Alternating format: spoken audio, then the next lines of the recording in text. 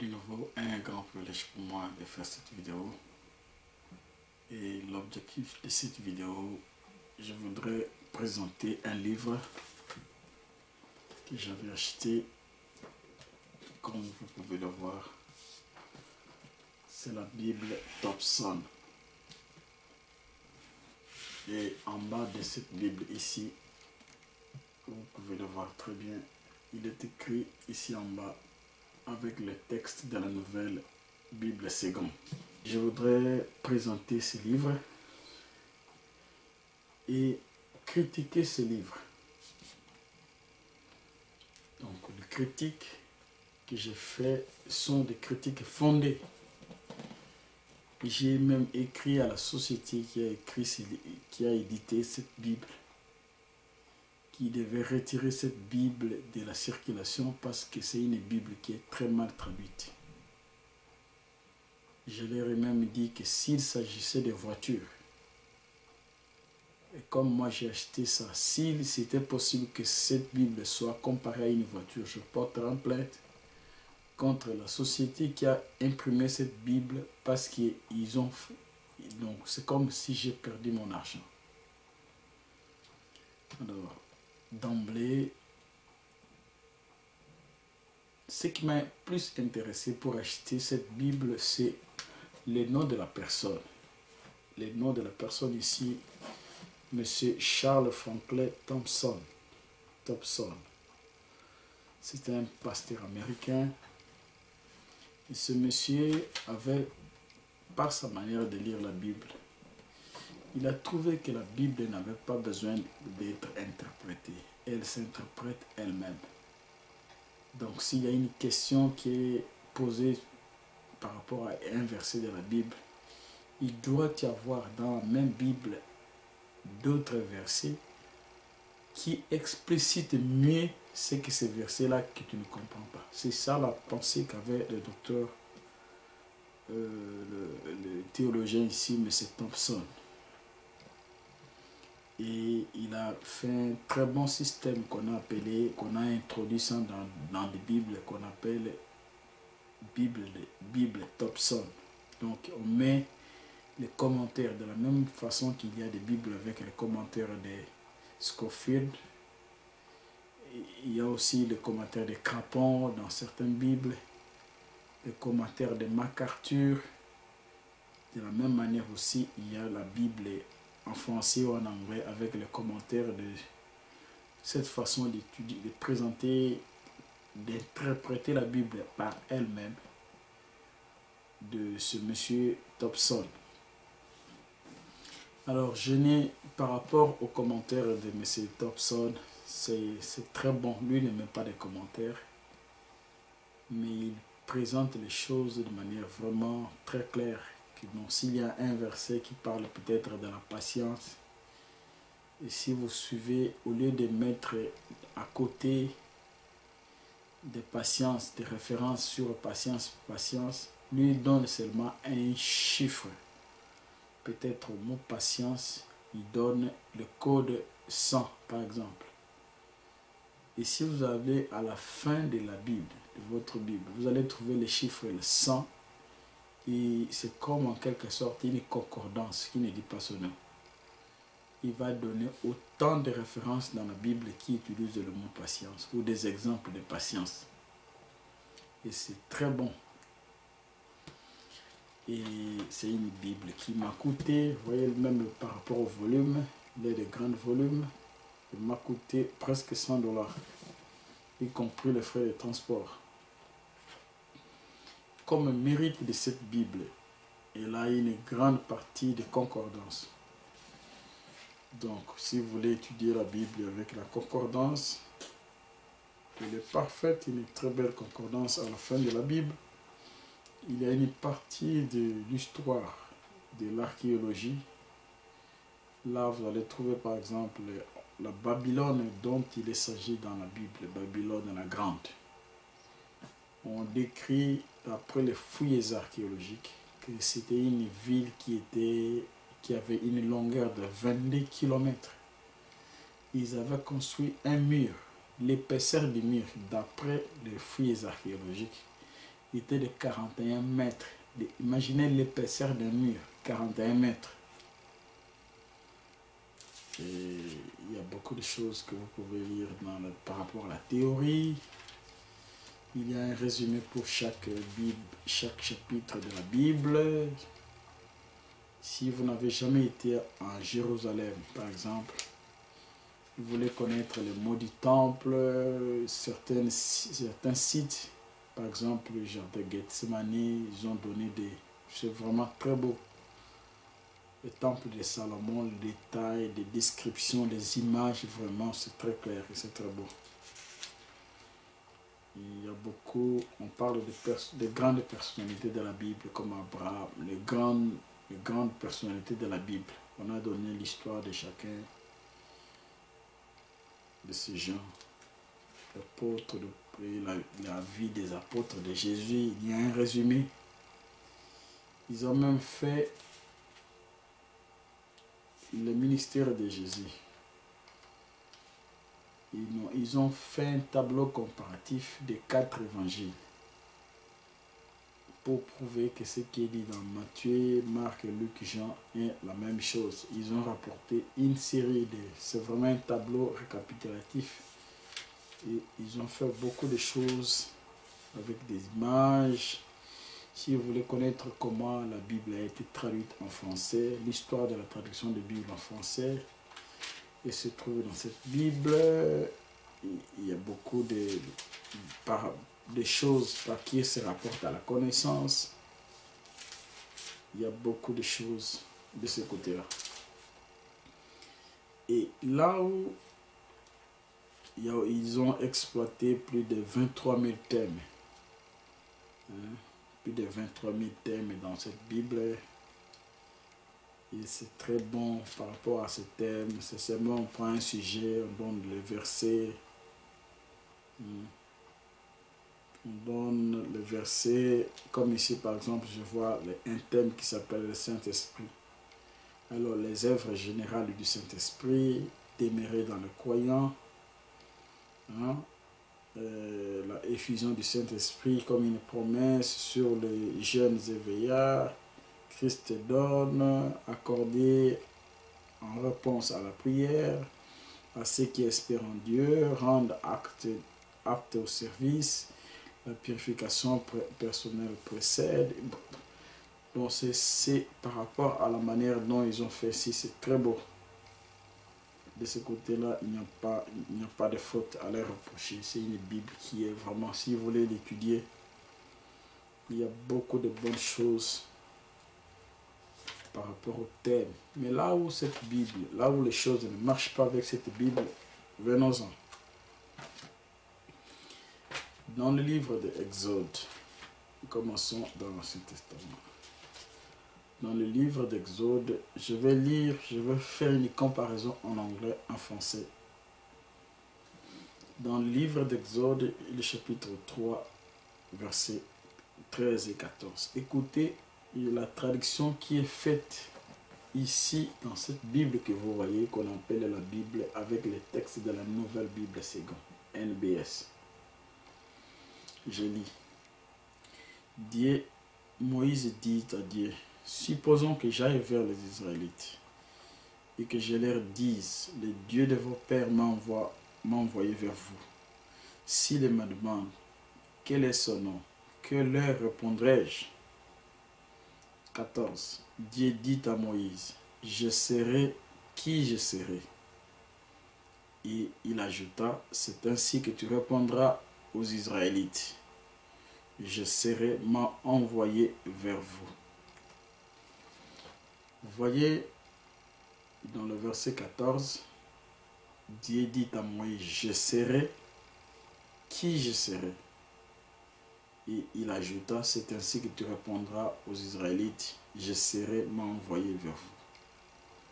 Tout le monde sait que le je serai, c'est le verbe être dans le futur, je serai. Alors, si on prend le texte, la Bible de Louis II, parce qu'ils ont dit Nouvelle Bible Second. Si on prend le texte de Louis II ancien, le même texte là, écoutez ce qui est dit. Exode chapitre 3, versets 13 et 14. Je lis dans la Bible Second 21, donc la Bible Second, la plus moderne.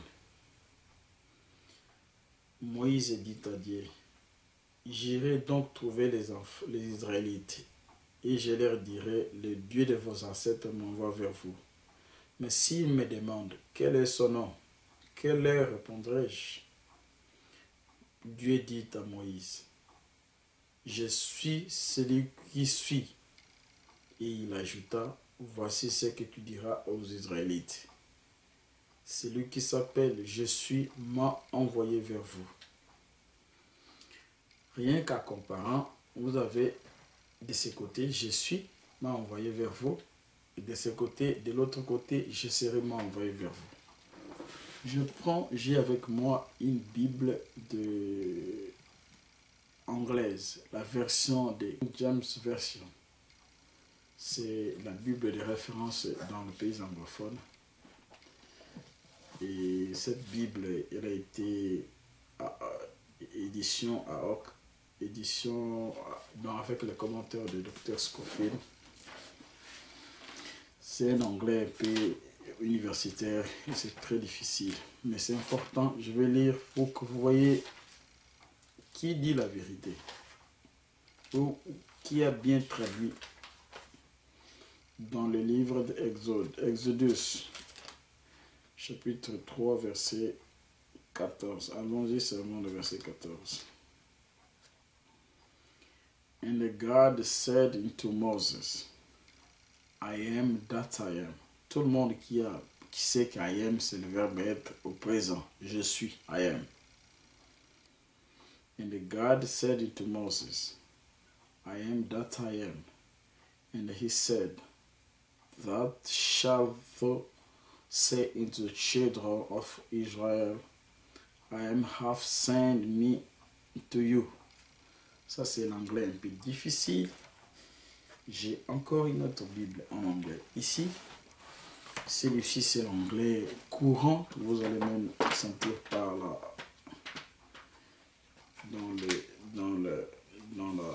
dans la lecture que c'est l'anglais courant.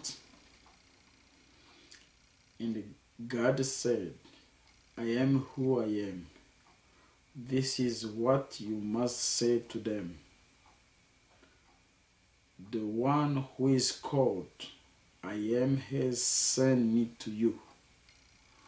Donc, vous avez suivi que je lis dans des Bibles en anglais. Le mot utilisé, c'est I am, qui est traduit en français, je suis.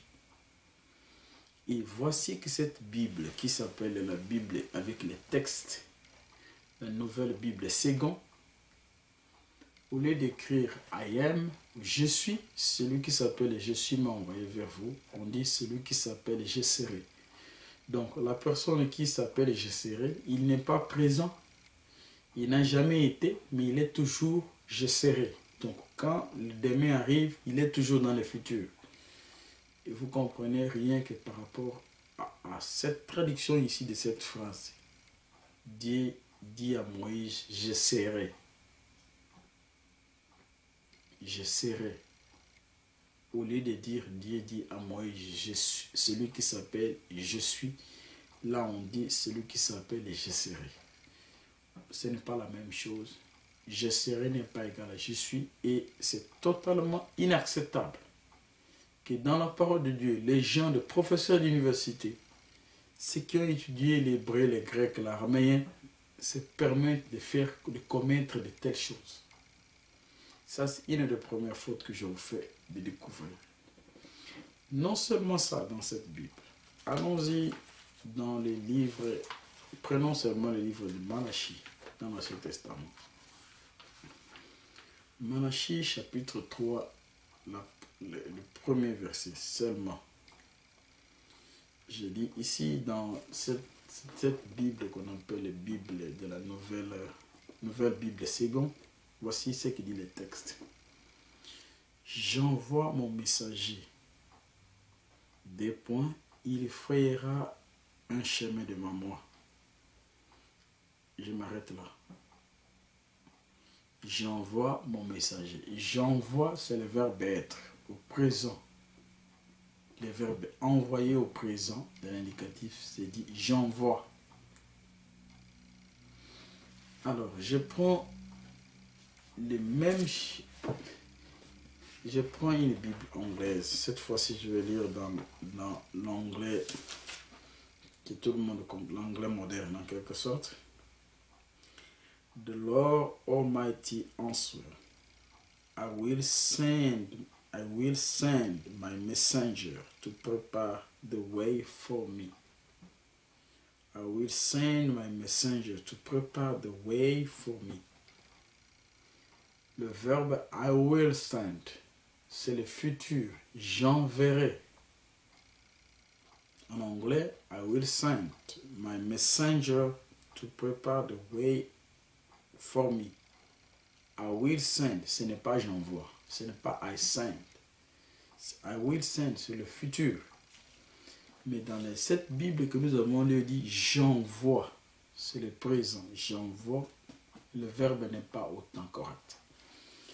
Comme cela ne suffisait pas, je lis dans la Bible en Louis II. Louis II, j'ai une Bible Louis II qu'on appelle Louis II 21, donc la dernière édition de Louis II.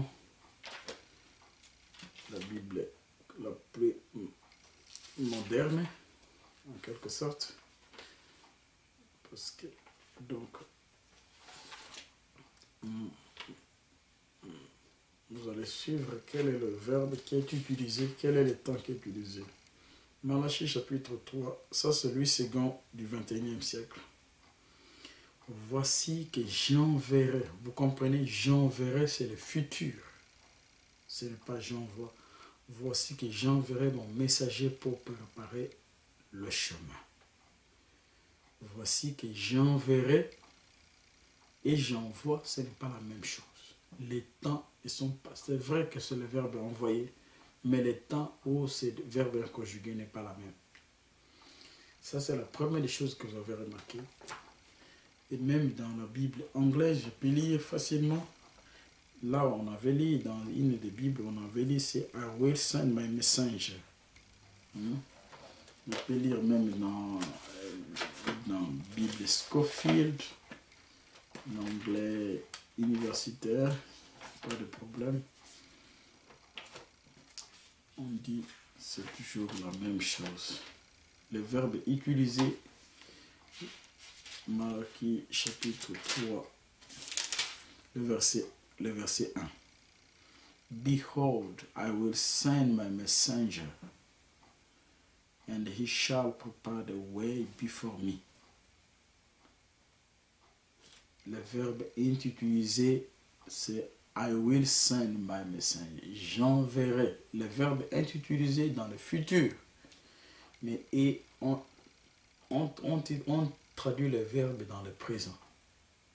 Vous voyez qu'il y a 3-4 Bibles qui disent le même texte dans le futur, mais ils ont mis un verbe utilisé dans le futur, dans le présent.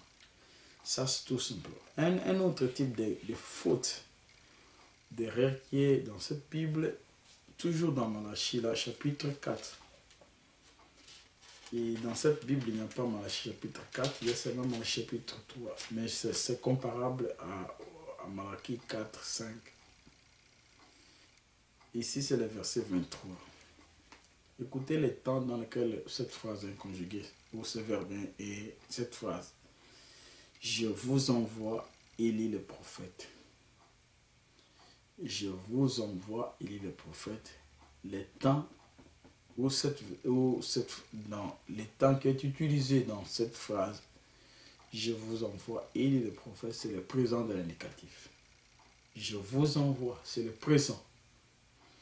Alors que si on lit les mêmes passages en anglais, je lis dans la Bible en anglais moderne, on dit Malachie 4, 5.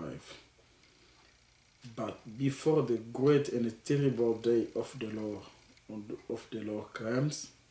comes, I will send you the prophet Elijah. le verbe est utilisé dans le futur. I will send you the prophet Elijah. Je vous enverrai le prophète Elijah. Élie. Même dans l'ancienne version de Louis II ici que j'ai, la traduction du 21e siècle, on dit ceci. Je vous enverrai, enverrai c'est le futur. Je vous enverrai le prophète Élie avant que n'arrive le jour de l'Éternel. Ce jour grand et redoutable. Vous comprenez? Là où un verbe est utilisé dans le futur et il met dans le présent, ça c'est une faute inadmissible. Et surtout que ce sont des gens, des scientifiques, des gens qui ont passé beaucoup d'années pour étudier la traduction de la Bible, l'hébreu, l'araméen, le grec, et ils se permettent de faire une Bible avec des fautes, c'est inacceptable. Ça c'est un deuxième cas d'exemple que je voudrais vous montrer. Troisième type de fautes qui sont dans cette Bible, allons-y dans la prière de notre Père. Dans la prière de notre Père, Matthieu chapitre 6, le verset 13. Ne nous fais pas entrer dans l'épreuve, mais délivre-nous du mauvais. Délivre-nous du mauvais. L'adjectif mauvais, c'est par rapport au faux. C'est comme le vrai faux. Et mauvais, c'est par rapport au bon. Mauvais, ce sont des qualificatifs. Mauvais et bon, c'est par rapport. Donc, le mauvais, d'un côté, de l'autre côté, son opposé, c'est bon. Alors que si on lit dans la traduction de Louis II, on dit, je dois le lire pour que cela vienne de ma pensée.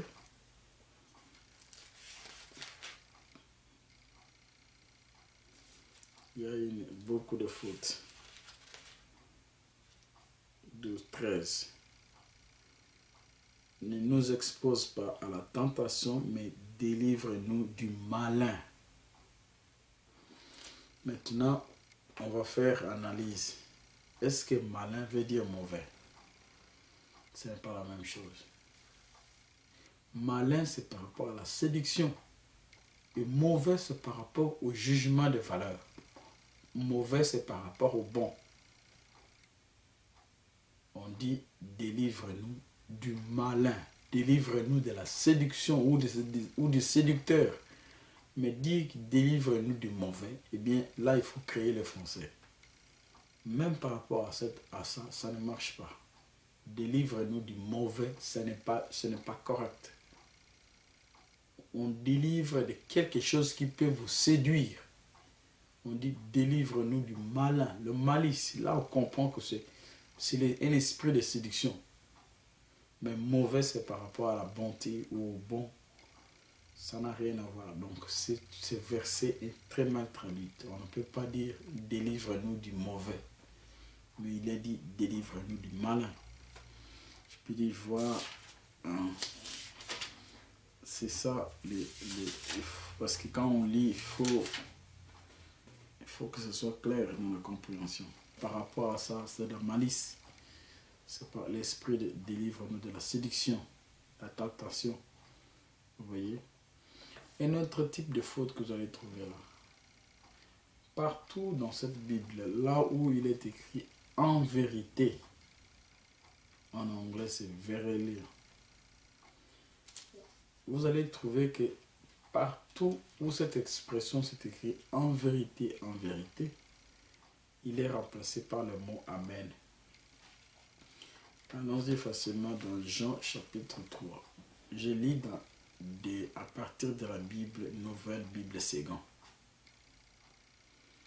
Jean chapitre 3, verset 3. Je lis seulement quelques phrases. Jésus lui répondit, Amen, Amen, je te le dis, si quelqu'un est né de nouveau, il ne peut voir le règne de Dieu. Verset 5. Jésus lui répondit, Amen, Amen, je te le dis, si quelqu'un est né pas d'eau et d'esprit, il n'est bien entré dans le royaume de Dieu. Alors que le même texte, je prends cette fois-ci pour faciliter en anglais, dans Jean chapitre 3, je lis le verset 3 et le verset 5 en anglais.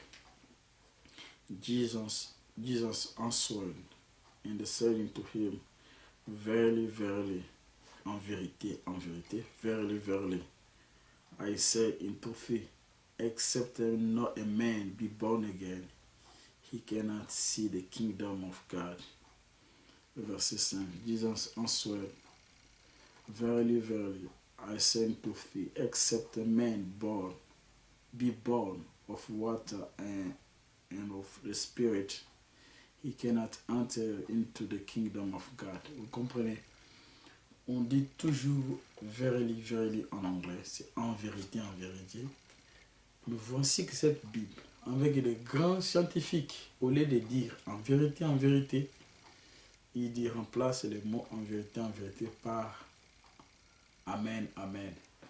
Je peux lire encore en comparant dans cette Bible que j'ai de Louis II du 21e siècle, le verset 3. Jésus répondit, en vérité, je te l'ai dit, à moins de naître d'eau et d'esprit, on ne peut pas entrer dans le royaume de Dieu. Verset 3. Jésus lui répondit, en vérité, je te l'ai dit, à moins de naître de nouveau, personne ne peut voir. Vous comprenez? Il est repris en vérité, Mais partout dans cette Bible, où il est écrit en vérité, ils ont changé ça, ils ont remplacé par le mot Amen, Amen. Vous pouvez retrouver encore le même type de faute dans Jean toujours, chapitre 1, le verset 51. Je lis dans cette Bible de nouvelles textes, donc Bible avec les textes de la nouvelle Bible Second, NBS. Et Jésus lui dit, Amen, Amen, je te le dis. Vous verrez le ciel ouvert et les anges de Dieu monter et descendre sur le Fils de l'homme. Vous comprenez? Amen, Amen. Alors, si je prends le même texte en anglais, c'est le chapitre 1, verset 51. And he said to him, Verily, verily, I say to you, hereafter he shall see heaven open, and the angels of God ascending and descending upon the Son of Man. Donc, vous comprenez, même ici dans l'anglais, verily, verily, ça se trouve là, en vérité. Je peux lire dans l'autre Bible en français, le verset 51. En vérité, il ajouta, en vérité, je vous le dis, vous verrez désormais le ciel ouvert, les anges de Dieu monter et descendre au-dessus des fils de l'homme. Partout c'est écrit en vérité, dans cette Bible. Vous pouvez parcourir partout. Là où vous allez trouver cette expression en vérité, cela est remplacé par Amen. Or, Amen veut dire qu'il soit ainsi. Donc, la traduction n'est pas correcte. Ce sont les choses, c'est vraiment une aberration totale. On peut aller avec un autre mot. Allons-y dans Luc chapitre 24. Donc, partout vous allez trouver en vérité, ils ont soustrait ça. Ils ont remplacé par Amen. Or, Amen, ça veut dire que ce soit en anglais, que ce soit en français, ça s'écrit de la même manière. Et ça veut dire qu'ils sont ainsi. Donc, la traduction n'est pas bonne. Et, dans Luc chapitre 24, il y a un mot encore qui est mal traduit et donné un autre contexte. Matthieu et Luc 24, versets 46 et 47.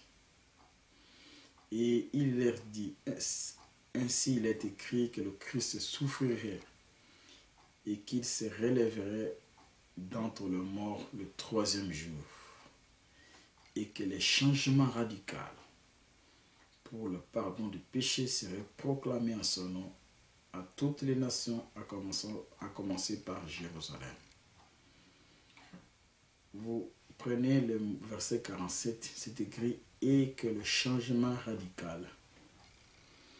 Dans cette autre Bible de Louis Ségon, écoutez d'où vient le mot changement radical là.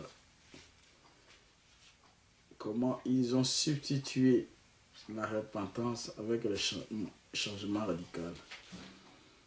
La repentance n'est pas le changement radical. Seulement. Ça ne veut pas dire ça. Donc dans Matthieu, dans Luc 24, le verset 46. Alors, et il leur dit, ainsi il est écrit, il fallait que cela arrive, que le Messie souffrirait, qu'il ressusciterait le troisième jour, et que la repentance et le pardon de péché seraient prêchés en son nom à toutes les nations, à commencer par Jérusalem. Vous comprenez? Le mot repentance, dans cette Bible, partout on dit repentez-vous, ils vont dire changer radicalement. Non. La repentance est intérieure. C'est vraiment un problème de bon sens. Quand quelqu'un se repent, même du point de vue de définition, la repentance est un regret sincère de quelque chose que quelqu'un a fait. C'est d'abord le regret. Et une fois que vous avez regretté d'avoir mal agi, c'est à ce moment-là que vous allez le manifester de façon extérieure, que la première décision que vous avez faite n'était pas bonne, ou que la manière dont vous avez agi n'était pas bonne. C'est ça. La réaction, la repentance est intérieure. Mais le changement de comportement, le changement radical, ça c'est extérieur. Quelqu'un peut voler, vous volez un bien d'autrui, et si je prends le mot changement radical, j'ai volé les biens d'autrui et je garde les objets volés chez moi. J'ai dit non, bon, je ne veux plus voler. Je garde les objets que j'ai volés, je sais que ça, je peux encore les restituer à son propriétaire. Mais je les garde chez moi, j'ai dit non, bon, je ne vole plus. Ou bien je volais des grandes choses, maintenant je change de direction. Parce qu'ils ont utilisé le mot changement. Changement, c'est extérieur, ça n'a rien à voir avec la repentance. Le changement radical peut se suivre après la repentance, mais la repentance, ce n'est pas là. Je ne sais pas, c'est un problème de français ou bien des niveaux de compréhension. Les choses ne sont pas correctes dans cette Bible. Ça, c'est un autre exemple. Je peux lire même dans la Bible en Luc 24, verset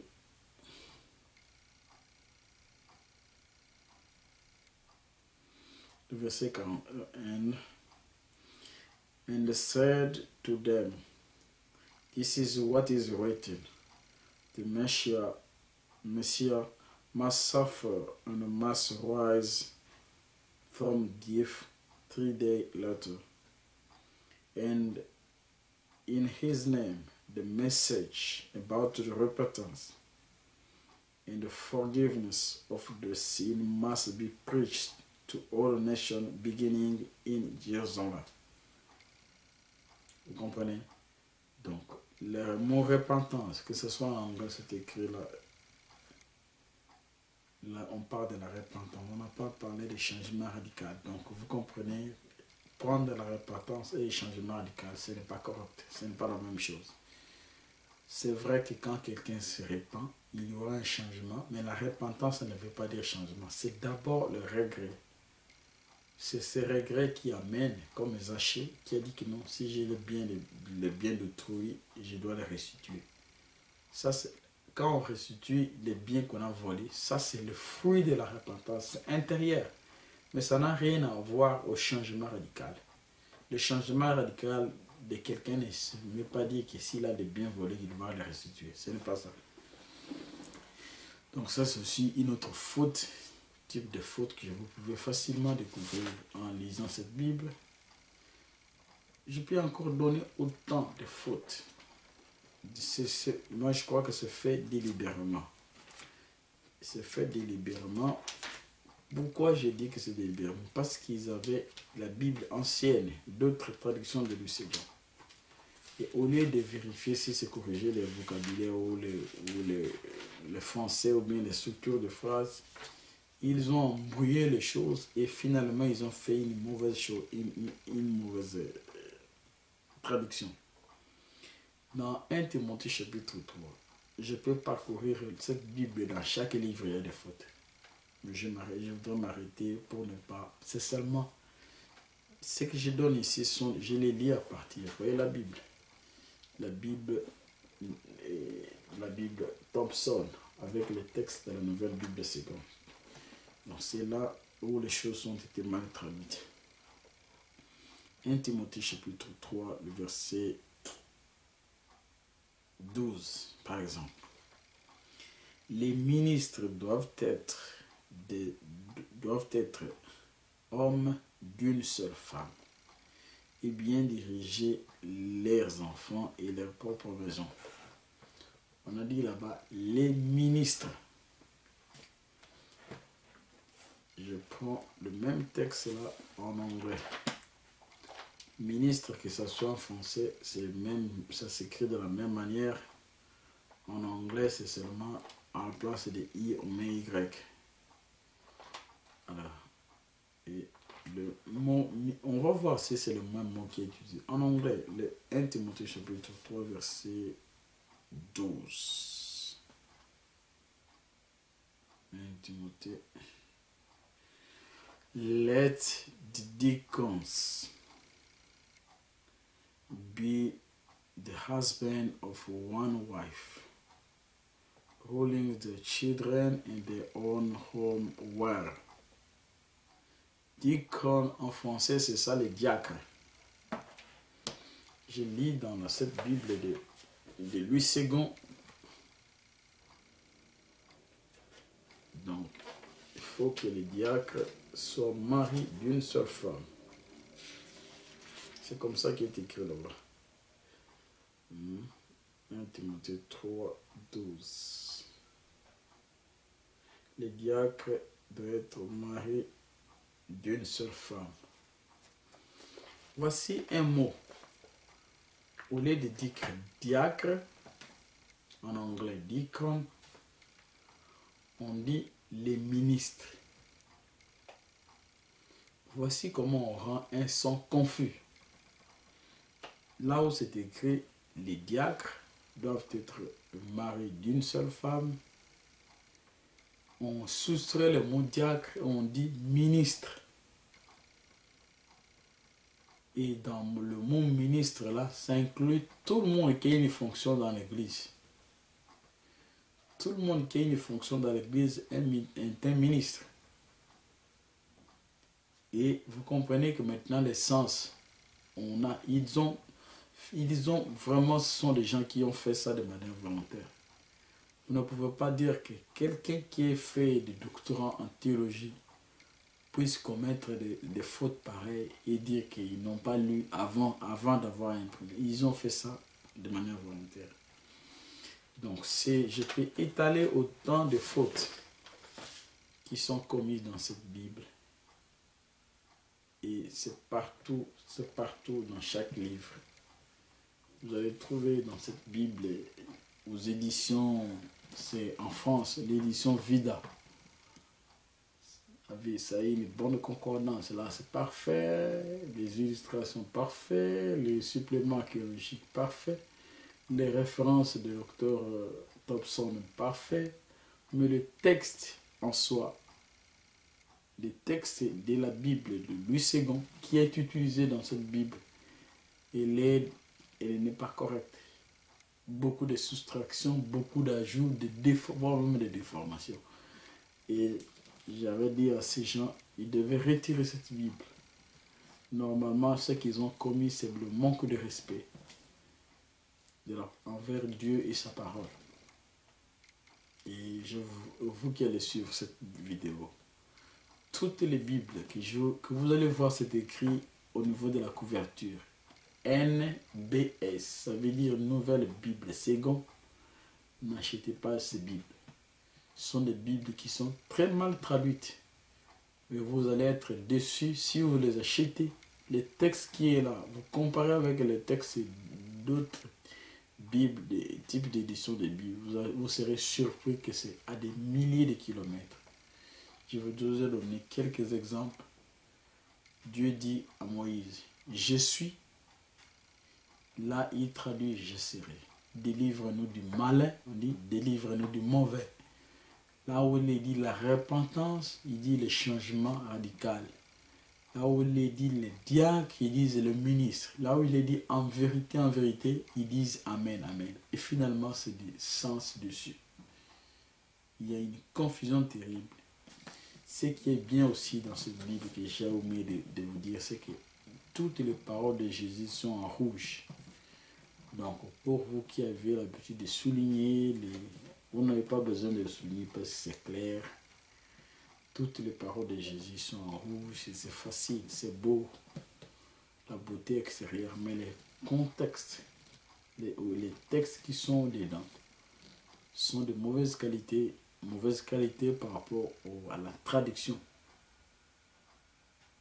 Mais ils ont seulement utilisé le nom de ce pasteur américain, Charles Thompson. Mais les textes de la Bible de Louis II qu'ils ont utilisé n'est pas de bonne qualité et c'est une mauvaise Bible. Alors, si vous voulez acheter la Bible, n'achetez jamais la Bible, c'est écrit la Bible NBS. Peu importe, moi je l'ai acheté à au moins $100. Et c'est une Bible qui reste comme dans la bibliothèque. C'est une mauvaise, sinon je l'aurais retourné.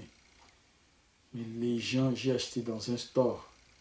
Les fabricants, les vendeurs ne sont pas responsables. Donc c'est à la Société de Genève. Je leur ai écrit de retirer ce type de Bible parce que c'est mal traduit. Et par respect envers la parole de Dieu, ils devaient retirer cette traduction parce que c'est mal. Et dans chaque livre de la Bible qui est dans ce livre, on peut trouver des fautes. Je dis bien dans chaque Bible, chaque livre, avec cette traduction de la Nouvelle Seconde. Donc, c'est à vous de décider. Je vous ai donné, comme votre frère, des avertissements après avoir vécu moi-même ces gâchis à travers cette Bible. Donc, merci.